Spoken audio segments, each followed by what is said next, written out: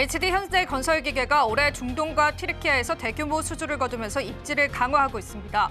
올해 1, 2월 중동국과 튀르키예에서 총 557대 건설 장비를 수주했다고 밝혔고요. 이는 지난해 해당 지역 연간 총 판매량의 40%가 넘어가는 규모입니다. 그에 따라서 오늘 관련주들의 움직임들도 주시해보시면 좋겠습니다.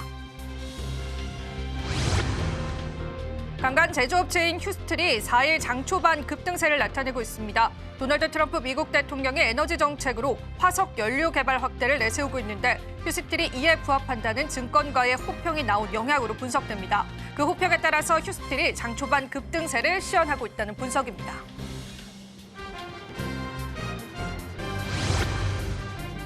산업통상자원부가 미국 상무부가 양국 관세 조치와 조선업 협력 강화를 논의할 실무 협의체를 꾸리기로 했습니다.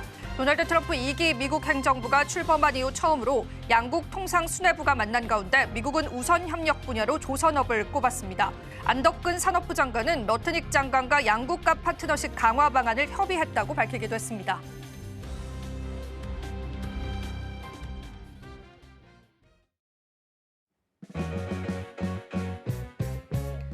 시청자 여러분 안녕하세요. 마켓 쇼쇼쇼 진행을 맡은 이지영입니다. 연휴 사이에 우리 시장을 누를 만한 다양한 이슈들이 산재했습니다. 다들 아시겠지만 젤렌스키 대통령과 트럼프 대통령의 정상회담이 파국으로 끝나면서 미국이 우크라이나에 대한 군사 지원을 전면적으로 중단하기로 결정했습니다. 이는 곧 유럽의 방위비 증대로 이어지죠. 유럽에서는 또 방산 관련주들 급등했는데요. 오늘 우리 시장에서도 비슷한 기조가 이어져 오고 있습니다. 자, 그렇다면 이 시장에 먹구름이 들이운 상황에서 우린 또 어떤 전략 세워봐야 할지 고심이 많아지는 시간인데요. 오늘도 저희가 다양한 지원들 함께 해드리겠습니다. 자, 오늘 저희의 첫 번째 코너부터 소개해드릴게요. 뉴지스 코너 통해서 시장을 보는 색다른 시각들 함께 해드릴 예정이고요. 또 저희 방송 유튜브 통해서도 여러분 시청하실 수가 있습니다. 많은 참여 다시 한 번 더 부탁드리겠습니다. 저희 방송에서 제공해드리는 정보는요. 투자 판단에 대한 조언일 뿐입니다. 가치 판단과 상승 하락을 보장하고 있지는 않다는 점 다시 한번 유의 부탁드리겠습니다. 자, 그럼 마감 시간까지 저희와 함께 꼼꼼한 전략들 챙겨보시면 좋겠습니다. 마켓 쇼쇼쇼 1부 본격적으로 출발합니다.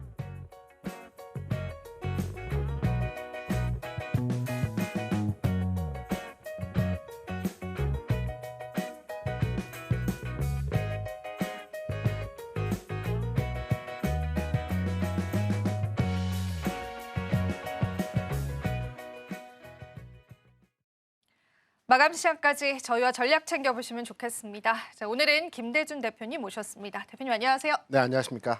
네, 지금 시장 상황이 좋지는 않은데요. 저희가 헤드라인 바로 열어보고요. 또 바로 이야기 나눠보겠습니다. 첫 번째 헤드라인 열어주시죠. 자, 오늘 또 중국 양회 앞두고 있는 시점인데요. 트럼프가 시진핑 그리고 서로 함께 총구를 겨누고 있다. 이런 이야기가 좀 나옵니다. 여러 가지 관세 리스크가 있는 것 같아요. 대표님 이 헤드라인 좀 풀어주세요. 지금 미국과 중국의 상황을 보게 되면 호압제가 상존해 있다라고 우리가 판단할 수 있습니다. 미국은 중국에 대해서 대중 견제를 통한 관세 정책을 추진하고 있고요. 중국 같은 경우는 경기 부양을 위한 정책들을 이번에 발표할 가능성이 있다라고 판단되는 지점입니다. 양해가 이번 주에 예정이 되어 있죠. 네. 그렇다 본다면 이제 우리 국내 증시 또 국내 산업에 대한 평가 부분을 해석을 해볼 때 중국의 상황이 우리에게 어떠한 영향권을 미칠지에 대한 내용을 한번 해석을 하고 관련한 산업에 대해서 우리가 평가를 해야 될 것 같습니다. 과거에 그러니까 한 4, 5년 전 2017년, 18년 이때 대중 수출 규모 측면에서 보게 되면 대략 한 30% 중반의 수출 규모를 보였습니다. 이게 이제 20년 전후로 해서 지나오는 과정에서 20% 중반까지 내려왔는데요. 이는 뭐 미국의 대중국 견제도 있었겠지만 중국의 경기가 침체되는 과정에서 우리의 수출이 줄었다라고 판단할 수 있거든요. 그런데 최근에 중국 경기에 대한 부분들에 대해서 예사롭지 않은 상황의 흐름들이 진행이 되고 있습니다. 물론 양회에서 경기 부양을 위한 자금을 방출할 것으로도 판단이 되고 있지만 중국의 경기가 기본적으로 살아나야지만이 우리가 대중국 수출 규모에 대한 부분들이 증가할 수 있다라고 판단이 되고 있는데요. 최근에 중국의 CPI를 그러니까 소비자 물가 지수를 보게 되면 부분적인 반등의 흐름이 나타나고 있죠. 중국 같은 경우는 뭐 미국이나 우리나라, 일본과는 좀 다르게 물가가 좀 올라야 되는 측면에서의 상황에 직면해 있습니다. 왜냐하면 중국은 2020년 이후에 계속해서 경기 침체로의 과정을 겪고 있죠. 이 과정에서 금리를 대략 한 6번 정도의 금리 인하를 계속 추진하고 있습니다. 이럼에도 불구하고 중국의 경기가 살아나지 않고 있기 때문에 중국에서는 대규모 자금을 방출하려는 계획을 가지고 있는데요. 이번에 소비 심리가 다소간에 살아나고 있다라는 측면은 이번 양회를 통해서 그 대규모 정책 자금 집행이 가능성이 있다, 집행 가능성이 있다라는 판단으로서 국내 증시에 대한 또 관련 산업, 관련 종목에 대한 영향도를 줄 수 있다라고 해석하는 부분이라고 생각을 하고 있습니다. 일단은 중국 역시도 내수 부진을 겪고 있는 상황입니다. 그에 따라서 이 내수가 조금 더 활성화되기 위한 조치가 있지 않을까 싶은 시점인데요. 네. 그렇다면 산업적으로 국내 기업들은 어떤 산업군들이 조금 더 수혜를 많이 받을까요? 중국 경기 그 연동한 내용이 있을 수 있고요. 첫 번째로. 두 번째는 우리가 5월부터 해제가 될 가능성으로 판단하고 있는 한알령 관련한 뉴스도 있겠죠. 그러면 대표적으로 한알령과 중국 경기 연동한 내용의 종목들을 우리가 대표적인 업종을 보게 되면 통상 많이 생각하는 것이 뭐 게임이랄든지 엔터랄든지 여행이랄든지 석유화학이랄든지 이러한 업종의 종목들을 우리가 많이 판단을 합니다. 그런데 중국의 어떤 산업에 대한 부분들이 과거와 지금의 상황이 좀 다릅니다. 게임 같은 경우에는 중국의 게임 시장이 워낙 커지는 상황 하에서 발전을 해버렸어요. 그러면서 국내 게임 주들에 대한 경쟁력이 좀 약화됐다라고 판단되는 부분이 있기 때문에 게임주에 대한 앞으로의 주가 흐름에 대해서는 좀 더 확인해 봐야 될 필요가 있다고 보고 있고요. 여행주 같은 경우는 통상 중국의 연휴 기간이라고 볼 수 있는 춘절이라든가 노동절, 그러니까 1월과 5월 정도 그 여행객이 많아지는 시즌에 주가가 움직이기 때문에 조금 시차를 두고 판단을 해야 될 것 같고요. 우리가 경쟁력을 가지고 있는 산업이라고 한다면 엔터 컨텐츠 산업이 여전하게 대중국 관련해서는 경쟁력을 가지고 있다라고 판단되는 산업의 부분이라고 생각을 하고 있습니다. 그래서 엔터 컨텐츠 관련 종목들은 오늘 장에서 차별화된 주가 상황에서의 흐름들을 보여주고 있어요.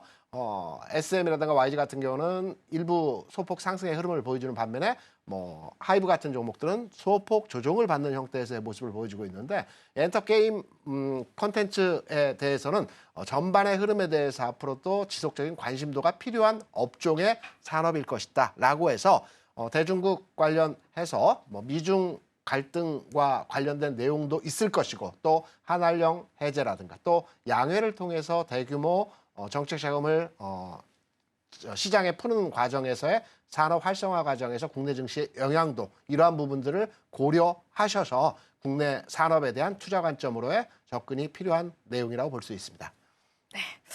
관련해서 수혜 기업들 살펴보시면 좋을 것 같은데요. 근데 앞서도 언급을 해주셨지만 지금 또 미국의 10% 추가 관세 이야기를 했잖아요. 그런데 방금 또 전해진 속보에 따르면 중국이 이제 양회 개최하면서 전인대 기자회견에서 언급을 했네요. 네. 대표님. 미국의 일방적인 관세 부과가 WTO에 위반을 한 것이다. 글로벌 안전성을 저해한다. 이런 이야기를 했는데요. 갈등이 조금 더 커질 가능성도 있을까요? 통상 무역 관세를 추진하게 되면 WTO에 제소를 하게 되거든요. 근데 WTO에 제소를 해서 이게 해결되는 과정의 기간이 보통 한 1년에서 2년 걸립니다.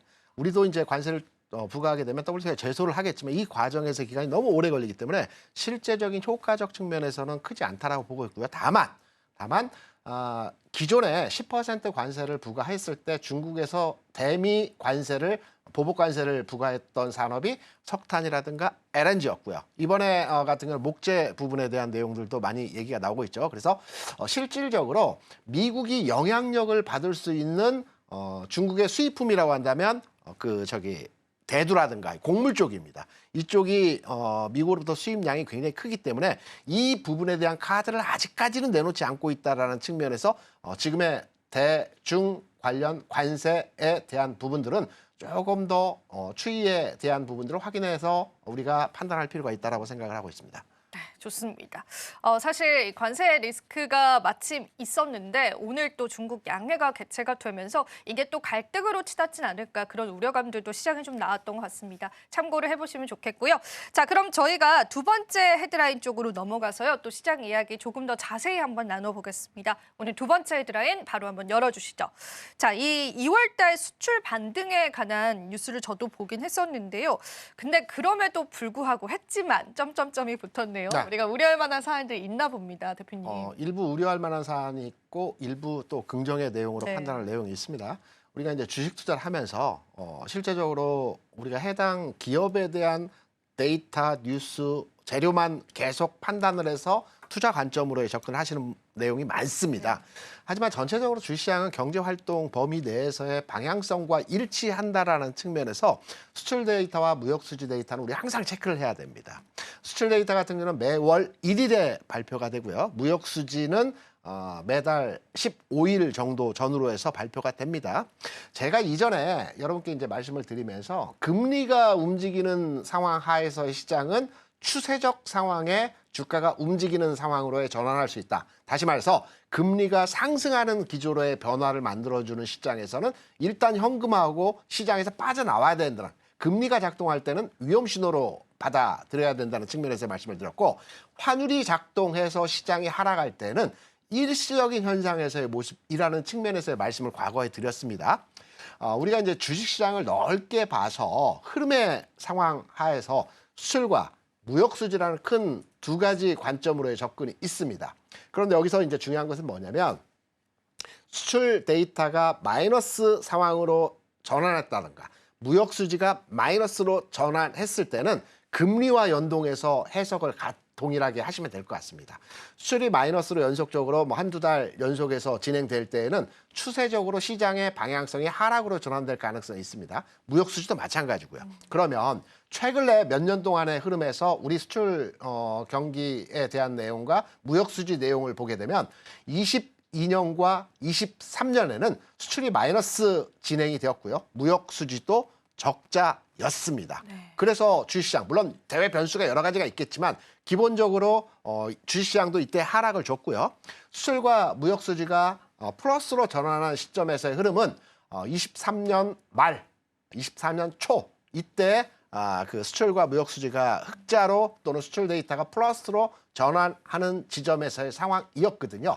주식시장도 마찬가지로 이 시점을 기점으로 해서 저점을 찍고 방향성의 흐름이 나왔다라는 점을 주목하시는 측면에서의 내용을 판단해 보게 된다면 금리와 연동해서 우리가 거시적 관점의 주식시장을 판단해 볼 때는 수출 데이터와 무역 수지도 굉장히 중요한 지표의 하나라고 이해를 하시면 될 것 같고요.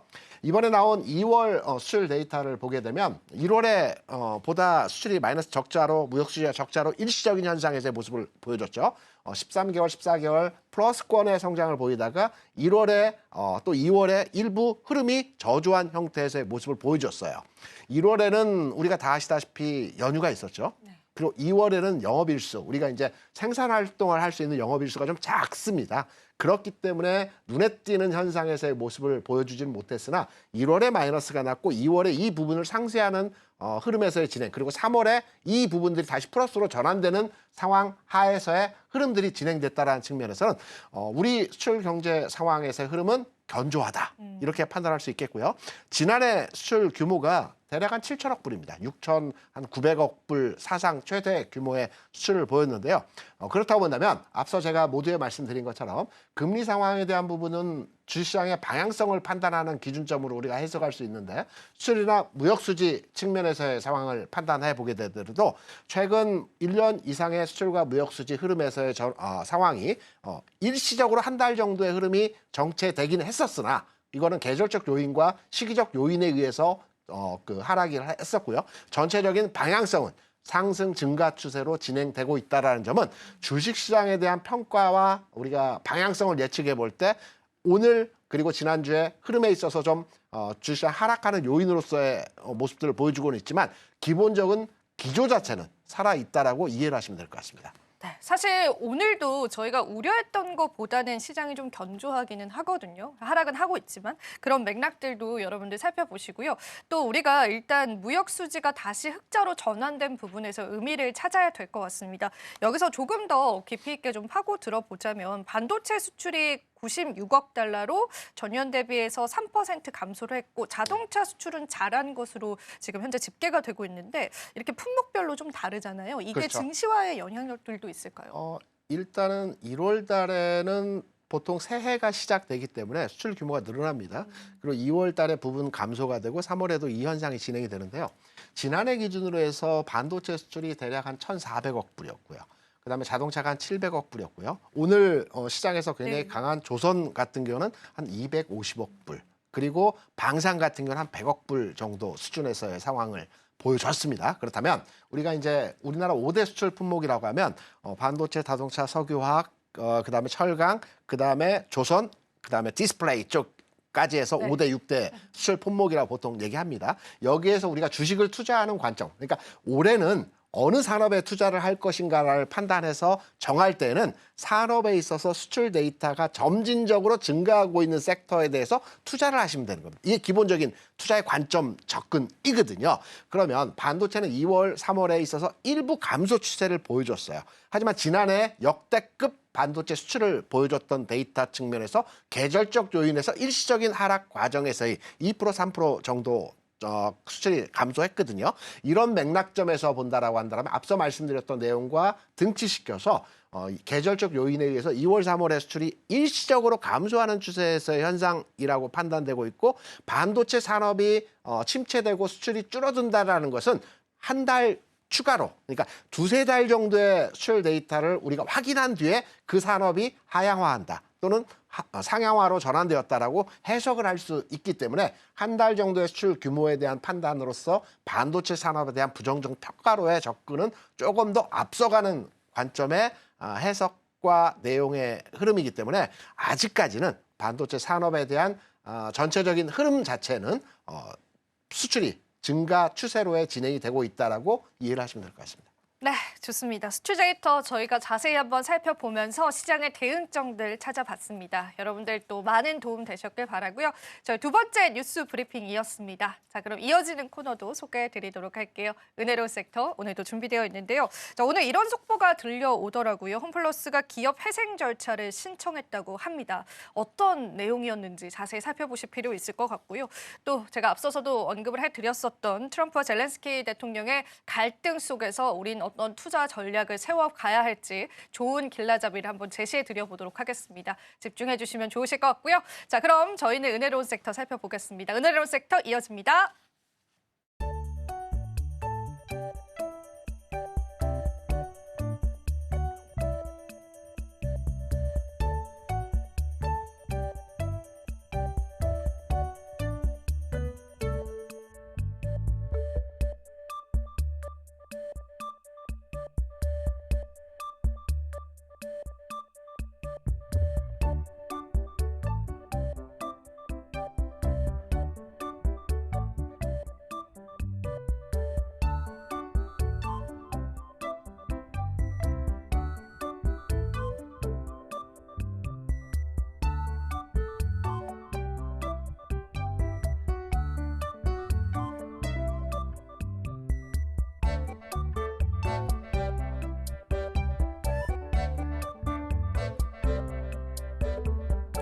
네, 은혜로운 섹터 장은희입니다. 우리에게 친숙한 대형마트이죠. 홈플러스 이야기로 한번 시작해보도록 하겠습니다. 홈플러스가 서울회생법원에 기업회생 절차 개시를 신청했다라는 소식이 들어왔습니다. 여기에서 기업회생 절차라는 것은요, 기업이 도산하는 것을 막기 위해서 법원의 도움을 받아서 재정 상태를 조정하는 절차를 의미를 합니다. 홈플러스는 이번에 대해서 이번 신청은 사전 예방적인 조치였다라고 강조를 하고 있습니다.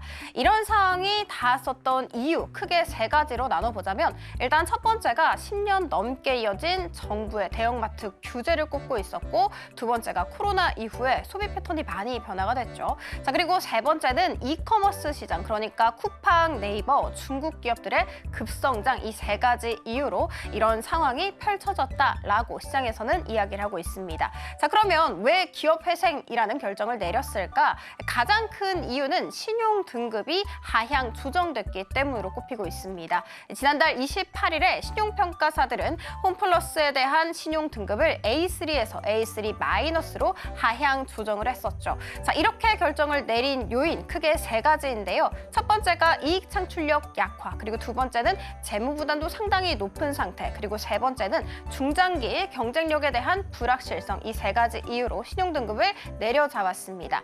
이렇게 신용 등급이 내려잡히게 된다면 사실 좀 자금에 있어서 부담이 많이 스러울 수밖에 없습니다. 왜냐하면 돈을 빌리기가 좀 어려운 구조로 펼쳐지기 때문이죠. 이에 대해서 홈플러스는 단기 자금 상환 부담이 커질 수 있다라고 판단을 했고요. 선제적으로 법원에 기업 회생 신청을 한 것이다라고 보시면 됩니다. 자, 그러면 문을 아예 닫을까 궁금하실 텐데 그것은 아닙니다. 홈플러스 측에 따르면 기업 회생 절차와는 상관이 없이 영업은 정상적으로 운영을 할 것이며 개시가 되게 된다면 금융채권 상환은 유예되지만 협력업체 거래 대금과 임직원 급여는 정상적으로 지급을 할 것이다 라고 이야기를 했었죠. 자, 그리고 홈플러스는 유통업 특성상 현금 흐름도 굉장히 좀 좋은 편입니다. 실제로 한 두 달 동안 1,000억 원의 현금 유입되기도 했다는 점 체크해드리도록 하겠습니다. 자, 그리고 홈플러스가 지금 현재 보유하고 있는 부동산 자산은 4조 7천억 원가량입니다. 그렇지만 금융 부채는 약 2조 원 수준입니다. 충분히 갚아낼 여력이 있겠죠. 자, 그래서 회생 계획이 확정이 되게 된다면 금융 채권자들과의 조정은 좀 어렵지 않을 것이다 라고 전망이 나오고 있는 상황이라는 점 알려드리도록 하면서 두 번째 이슈로 들어가 보도록 하겠습니다. 주말 사이 많이들 들으셨을 것 같은데 트럼프 미국 대통령과 젤렌스키 우크라이나 대통령이 백악관에서 열린 정상회담에서 설전을 벌이면서 충돌했다라는 소식이었죠. 이로 인해서 예정됐었던 공동 기자회견과 광물 협정 서명 모두 다 취소가 됐습니다. 트럼프는 젤렌스키에게 미국의 안전 보장 없이 조속하게 종전을 하라라고 요구를 했고요. 젤렌스키는 이 요구를 받아들이지 않았습니다. 그래서 트럼프는 젤렌스키에게 좀 거칠게 면박을 주면서 사실상 백악관에서 쫓아내버렸죠. 자, 그리고 일각에서는요, 이 일을 두고 트럼프는 외교 거래주의를 굉장히 중요하게 생각한다. 그러니까 기브 앤 테이크가 확실해야 되는데 젤렌스키가 이것을 망각했다. 그러면서 그의 이 무모함이 종전 협상을 궁지로 몰아넣은 것이다 라고 지적을 하기도 했다는 점 체크해드리도록 하겠습니다. 자, 이 같은 이야기 속에 종전 기대감 당연히 낮아졌겠죠. 젤렌스키는 전쟁 종식 아직 멀었다라고 코멘트를 하기도 했고요. 트럼프 역시도 더 이상 참지 않을 것이다 라면서 강한 불만을 표하기도 했습니다. 재건주 급락세를 보였습니다. 오늘 SG 같은 경우에는 13% 이상, SI 스틸탱크 역시도 12% 이상 급락세를 보이기도 했다는 점 체크해드리면서 국내 테마 탑3로 들어가 보도록 하겠습니다. 먼저 준비한 쪽은 조선과 해운입니다. 트럼프 관세 강행으로 인해서 좀 주가들이 좀 지지부진한 가운데 관세 안전업종이라고 꼽히는 조선과 해운은 부각을 받고 있는 상황. 특히 조선 같은 경우에는 미국 정부가 이 신규 함정 조달을 위해서 연평균 42조 원씩 예산을 투입할 것이다 라는 예상 속에 상승세를 그리고 있습니다. 한화 오션 같은 경우에는 17% 이상의 상승세를 그리기도 했고요. HD 한국조선해양 역시도 7% 이상의 슈팅, HJ 중공업 같은 경우에는 상한가 터치하는 기염을 토해내기도 했습니다. 자, 그리고 두 번째는요, 방산입니다. 종전 협상이 거의 파국으로 치달으면서 끝이 났죠. 뒤이어서 블룸버그는 트럼프가 우크라이나에 대한 군사 원조를 멈춰라라고 지시했다고 보도를 했습니다. 힘을 모아야 하는 유럽 입장에서는 우크라이나 추가 지원과 군비 증강에 대해서 논의를 하고 있습니다. 이 같은 소식 속에 RF 시스템즈 같은 경우에는 두 자릿수 강한 상승 탄력 나오기도 했고요. 한화 에어로스페이스 역시도 16% 이상의 상승세. 오늘 하나그룹주 일제히 동반 강세 그리고 있다는 부분도 함께 알려드리도록 하겠습니다. 마지막은 반도체입니다. 간밤 미국 시장에서 무역전쟁 우려가 부각됐고 그리고 ISM 제조업 지표 역시도 좀 부진하게 나왔죠. 그래서 3대 지수 일제히 1에서 2%대 내림세를 걷기도 했습니다. 엔비디아 같은 경우에는 수출 통제가 더욱더 강화된다라는 이야기 속에 8% 넘게 밀려났고요. 필라델피아 반도체 지수 역시도 4% 넘게 급락세를 보였습니다. SK하이닉스 같은 경우에는 3% 넘게 내림세, 한미반도체 역시도 5% 넘게 빠지고 커지고 있습니다.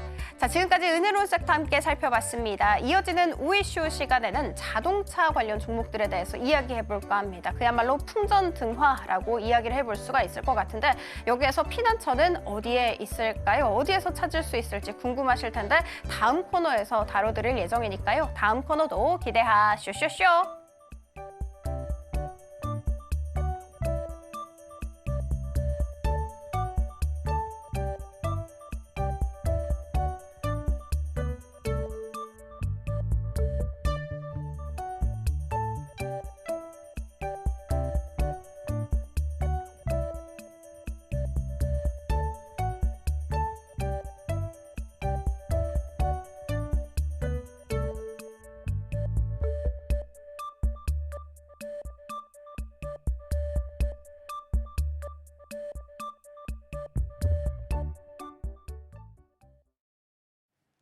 은혜로운 섹터 살펴보고 오셨습니다. 오늘 우리 시장 여러분들 체크해 보셨다면요. 대표님과 시장 이야기 나눠보겠습니다. 오늘 시장 한 줄 평 어떻게 좀 표현해 볼 수 있을까요?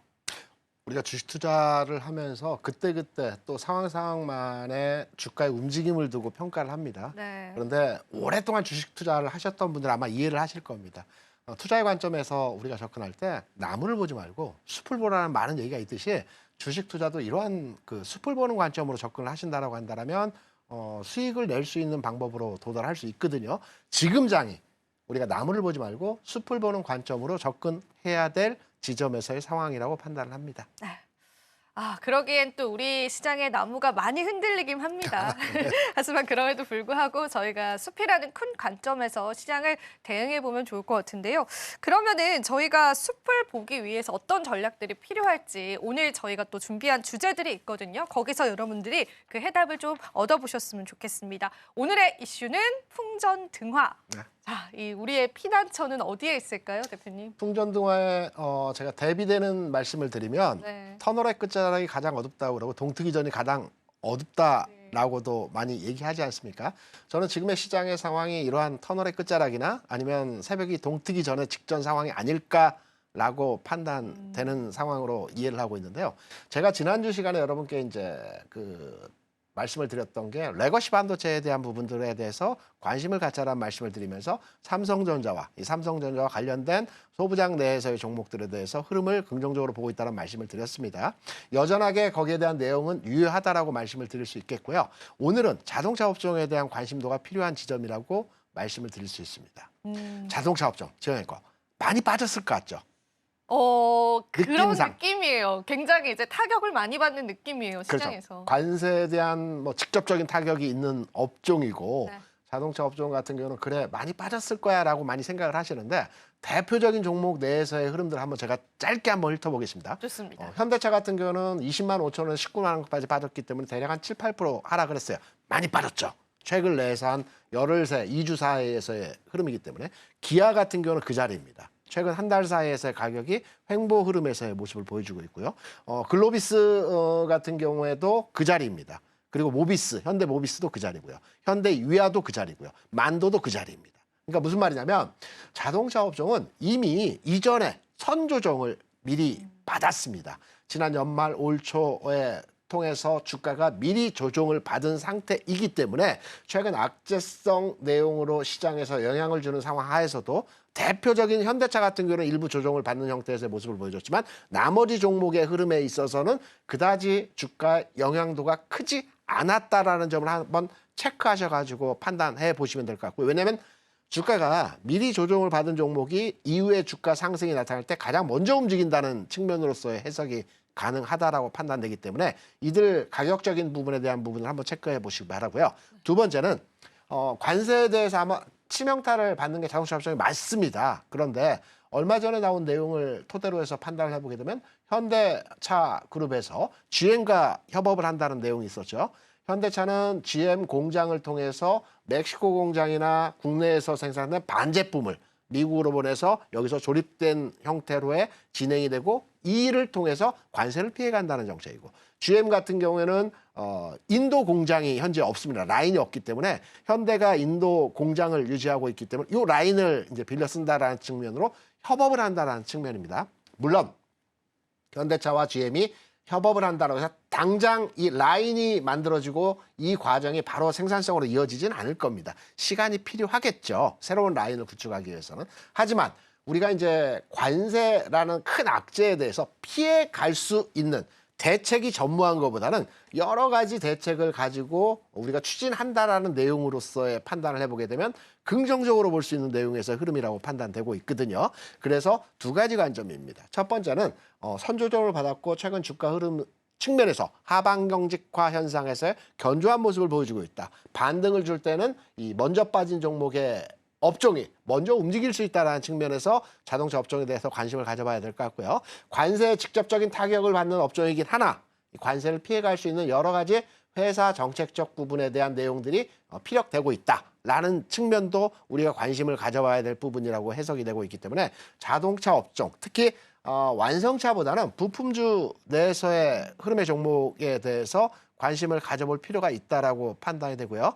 부품주 내에서는 뭐 SL이나 화신이나 좀 작은 부품주보다는 현대그룹 내에서의 부품 관련 업무를 수행하는 기업에 대해서는 관심을 가져봐야 될 시점에서 흐름입니다.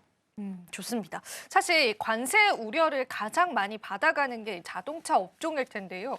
그럼에도 불구하고 또 지금까지의 주가 흐름들을 보면은 물론 많이 빠진 그런 기업들도 있지만은 일부 기업들은 또 시장에서 잘 버텨주는 흐름들도 보여지는 것 같습니다.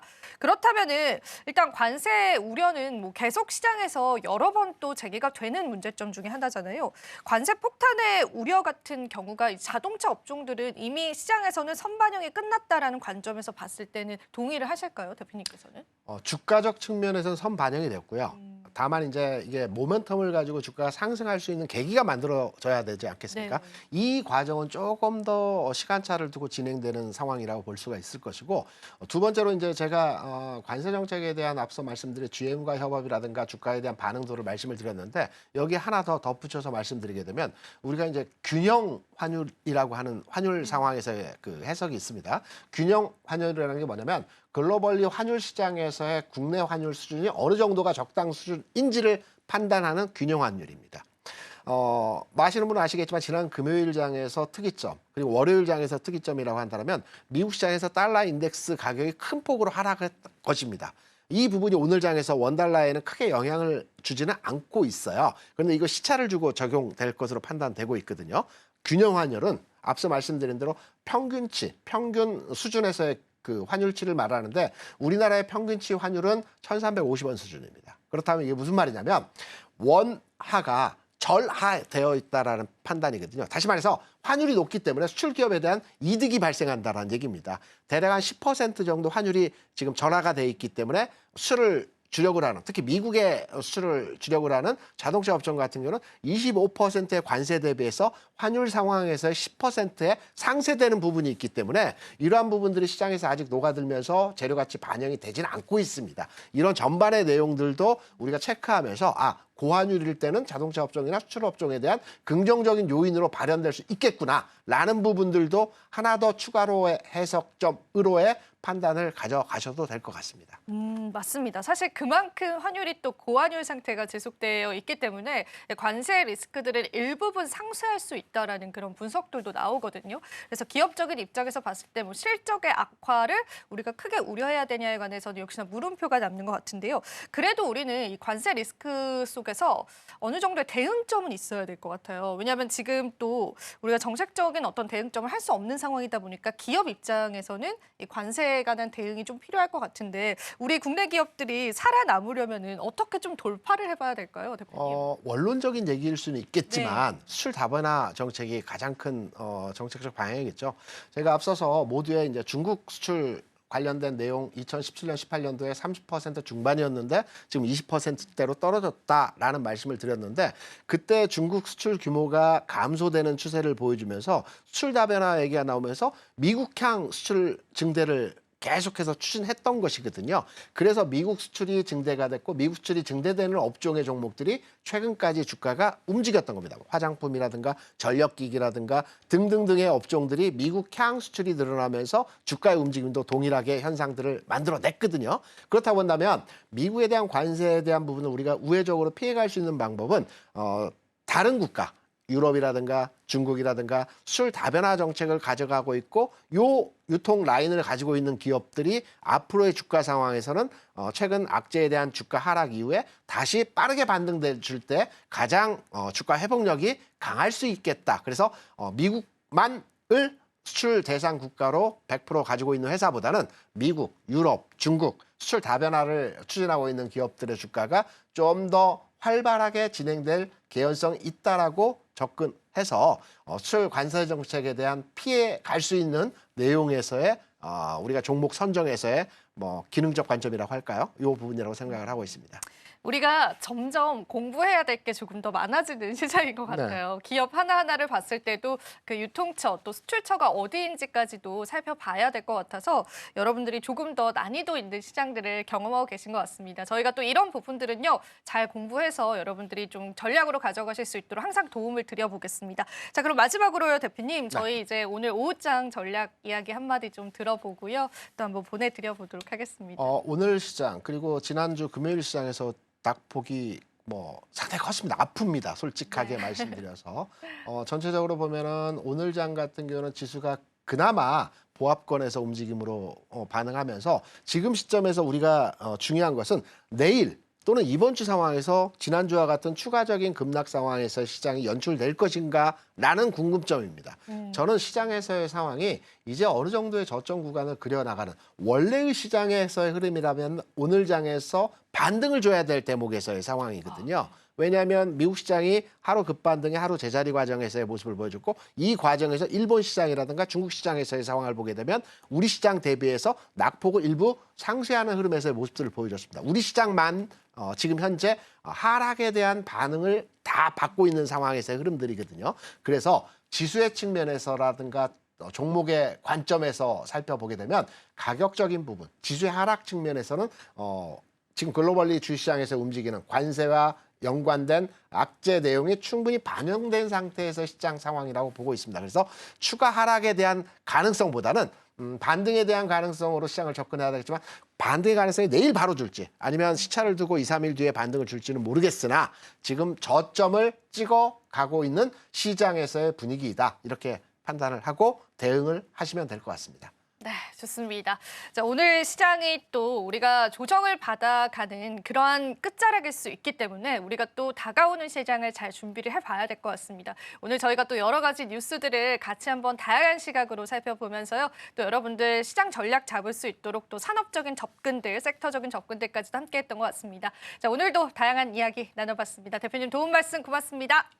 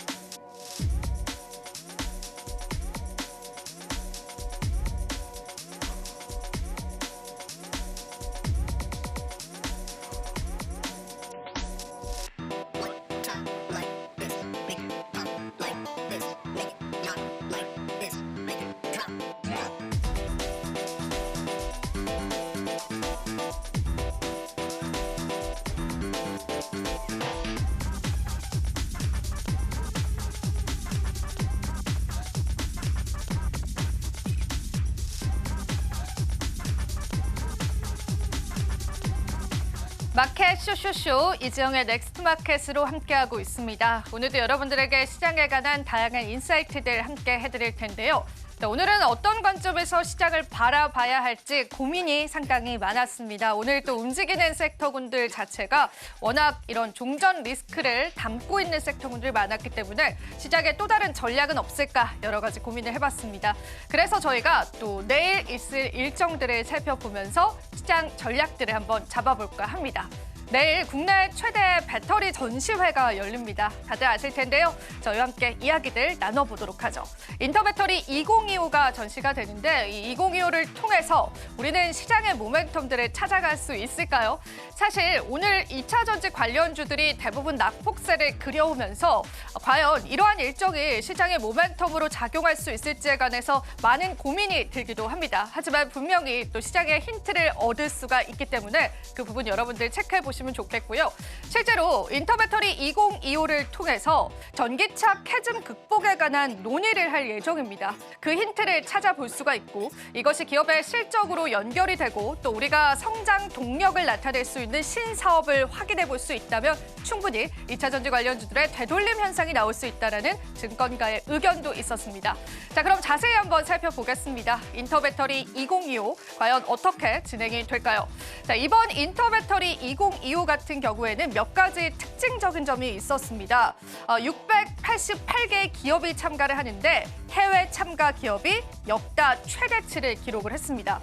무려 전년 대비해서 40% 이상 증감한 수치다라고 보시면 되고요. 중국 기업의 참가가 역대 최대를 기록했다라고 하니까 그 부분 역시도 우리가 한번 살펴보면 좋을 것 같습니다.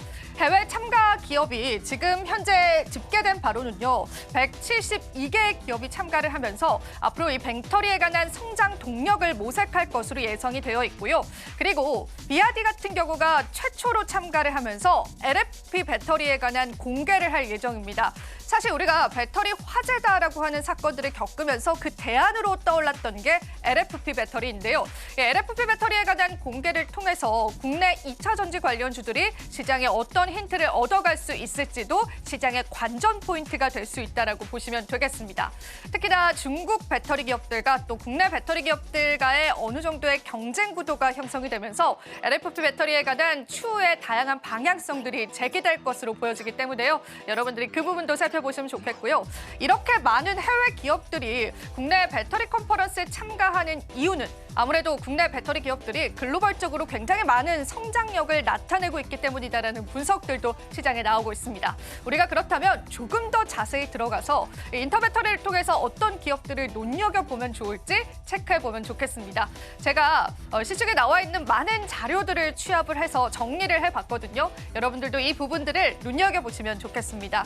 일단 LG 에너지 솔루션이 참가를 하면서 원통형 배터리에 관해서 발표를 할 예정입니다. 지금 배터리 업계에서는 원통형 배터리에 관한 굉장히 많은 관심사가 모아지고 있는 시점이죠. LG 에너지 솔루션뿐만 아니라 삼성 SDI 역시도 이 원통형 배터리에 관한 발표를 할 예정이기 때문에 원통형 배터리에 관한 시장의 관심도가 또 급증할 수 있다는 가능성들도 체크해 보시면 좋겠습니다. 이 외의 기업들로는요. SK온과 또 포스코 퓨처엠 등이 있겠습니다. SK온 같은 경우에도 파우치형 배터리에 관한 발표를 할 예정이기 때문에 그 발표에 따른 시장의 반응들도 보셔야 될 것 같고요. 포스코 퓨처엠 같은 경우에는 또 전구체에 관해서 고도화 작업을 해놨는데 그 부분에 관한 발표도 있다라고 하니까 살펴보시면 좋겠습니다. 롯데그룹 같은 경우에도 이 인터배터리에 참가를 해서 다양한 산업군들을 내세울 예정입니다. 특히나 롯데케미칼과 롯데에너지 머티리얼즈와 같은 롯데 관련주들이 또 시장에서 움직일 가능성들도 염두에 두시면 좋겠습니다. LG화학 입장에서도 분사 이후에 처음으로 단독 부스를 운영한다라고 하니까 그 부분에 따른 시장의 반응들도 보셔야 될 것 같고요. 일단 이번 2025 인터배터리 같은 경우에는 그 키워드는요. 전고체 배터리 그리고 원통형 배터리로 보고 있는 시장의 시선이 상당히 많습니다. 원통형 배터리에 관한 발표들도 살펴보면서 전고체 관련한 시장의 영향력들도 보시면 좋겠습니다.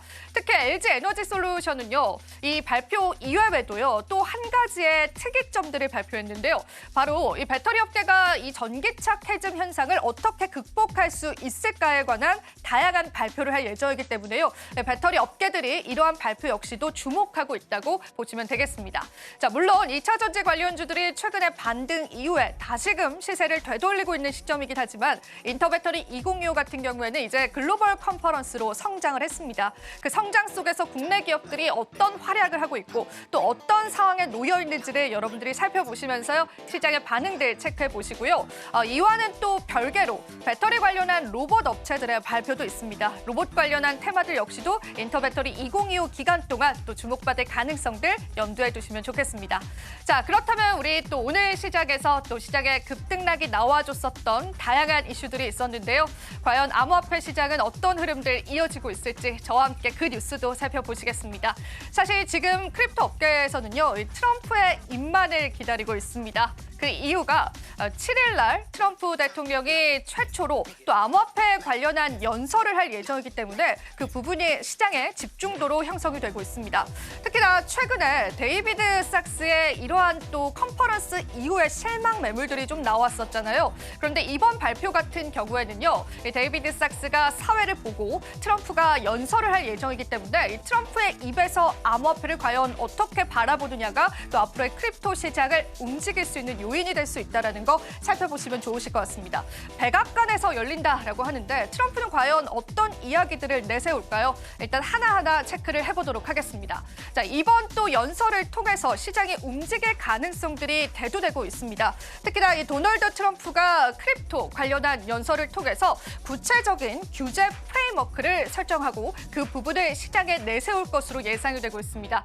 사실 트럼프는요, 며칠 전에 전략적 비축 자산에 관한 발언을 했습니다. 비트코인과 이더리움뿐만 아니라 또 XRP, 에이다 코인에 관한 전략 비축 자산에 관한 발언을 본인의 SNS를 통해서 이야기하기도 했었죠. 하지만 또 크립토 업계에서는요, 이번 발표 이후에 또 추가적인 실망 매물이 나올 수 있다는 가능성들도 대두가 되고 있습니다. 특히나 크립토컨트의 주기영 대표는요, 지금 트럼프의 행보가 크립토 시장에 그렇게 좋지 않다라는 의견을 내놓았습니다. 미국의 국익을 위해서 암호화폐를 무기화시키고 있다라는 비판을 한 건데요.